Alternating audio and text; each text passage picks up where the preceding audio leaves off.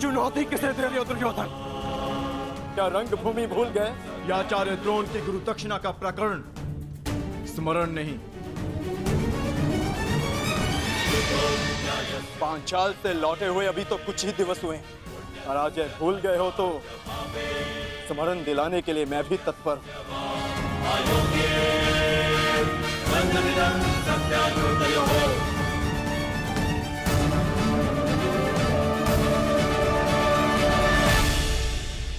यदि ऐसा है तो तुम भी मत भूलना अर्जुन, कि रंगभूमि का हमारा द्वंद्व विशेष है।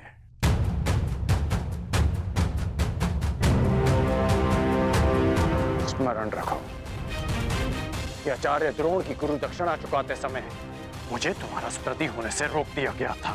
अवसर तो पांचाली के स्वयंवर के पश्चात भी था राज। पांचाली के स्वयंवर में मैंने अपने बाणों को रोका ताकि कोई ये ना कह सके कि किसी के स्वयंवर को मैंने अपनी विजय का बहाना बनाया।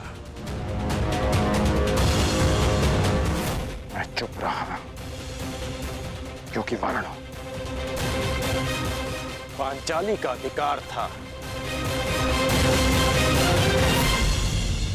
परंतु यदि तुम मेरे मित्र का अधिकार छीनने आए हो तो मैं तुम्हें युद्ध के लिए ललकारता हूं।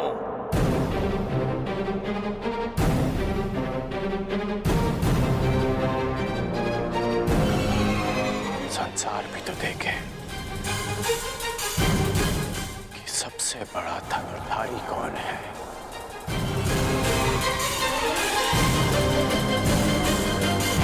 यदि विजय तुम्हारी हुई तो हस्तिनापुर का सिंहासन कुमार युधिष्ठिर का,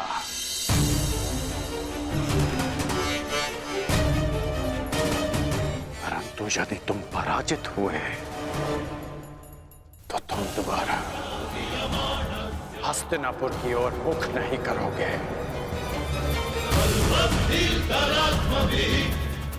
मुझे यह चुनौती स्वीकार है।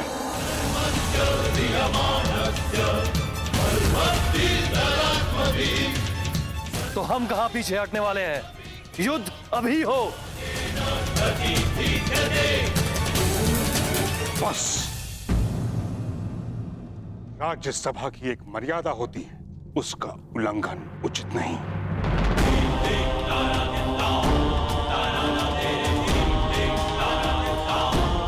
राज सिंहासन के साथ साथ मैंने राज्यसभा की मर्यादा की रक्षा करने का भी प्रण लिया है। कहीं ऐसा न हो कि विवश होकर भीष्म को शस्त्र उठाने की आवश्यकता पड़ जाए। और कर्ण, तुमने इस पराकरण के मध्य बोलने का साहस भी कैसे किया? परिवार में कोई मतभेद हो तो उसके वरिष्ठ सदस्य उचित निर्णय लेते हैं। तुम केवल हस्तिनापुर की राज्यसभा के सदस्य हो, कुरुवंश के नहीं।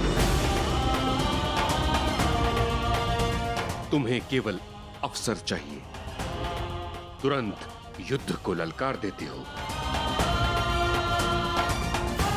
तुम्हारा इस पराकरण के मध्य बोलना अनुचित है। गंगा पुत्र,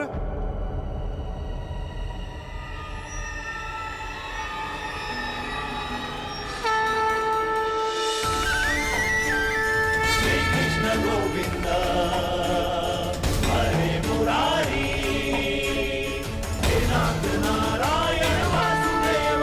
श्री कृष्ण गोविंद हरे मुरारी, हे नाथ नारायण वासुदेव। श्री कृष्ण गोविंद हरे मुरारी, हे नाथ नारायण वासुदेव।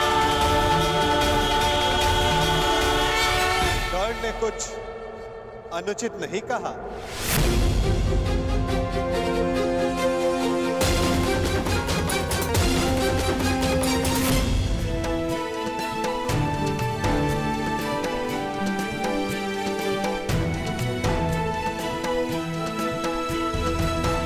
मुझे खेद है, मैं आपका स्वागत नहीं कर सका। क्योंकि आपका आगमन पारिवारिक कलह के मध्य हुआ है। पारिवारिक कलह के कारण ही मैं यहां आया हूं गंगा पुत्र।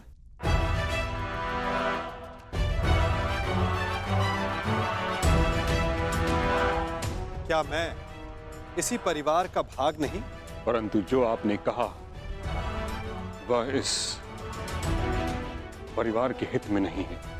किसमें किसका हित है, किसका अहित, यह तो व्यक्तिगत चयन पर निर्भर करता है ना गंगा पुत्र।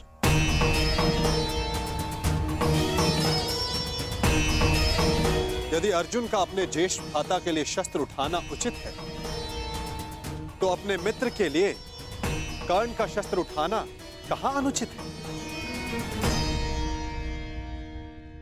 हम सब अपना चयन करते हैं गंगा पुत्र, और उसके लिए उत्तरदायी भी स्वयं होते हैं। इस सभा में उपस्थित ऐसा कौन है जिसने अपना चयन ना किया हो? आपने एक प्रतिज्ञा का चयन किया। महारानी गांधारी ने सदैव अपने आंखों पर पट्टी बांधे रखने का चयन किया। गांधार नरेश शकुनी ने अपना राज्य छोड़कर हस्तिनापुर में रहने का चयन किया। महात्मा विदुर सत्ता और सिंहासन से दूर रहकर सिंहासन की सेवा करने का चयन किया। और महाराज धृतराष्ट्र अपने कर्तव्य के स्थान पर पुत्र प्रेम का चयन किया। यदि सबका चयन उचित है, तो कर्ण के अपने मित्र के समर्थन के चयन पर प्रश्न क्यों? पांडवों की अपनी माता का आज्ञा का पालन करने के चयन पर प्रश्न क्यों? द्रौपदी के पांचों पांडवों को पति स्वीकारने के चयन पर प्रश्न क्यों? क्योंकि युधिष्ठिर ने जो किया वो होने वाले सम्राट को शोभा नहीं देता। और जहां तक मैं समझता हूं, श्रेष्ठ सम्राट होने के लिए हृदय की पवित्रता आवश्यक है।